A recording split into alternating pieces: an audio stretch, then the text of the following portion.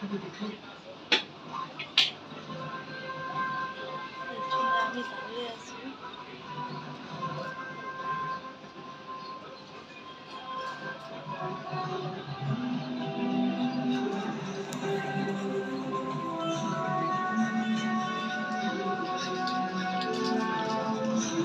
তোরা কি করছিস?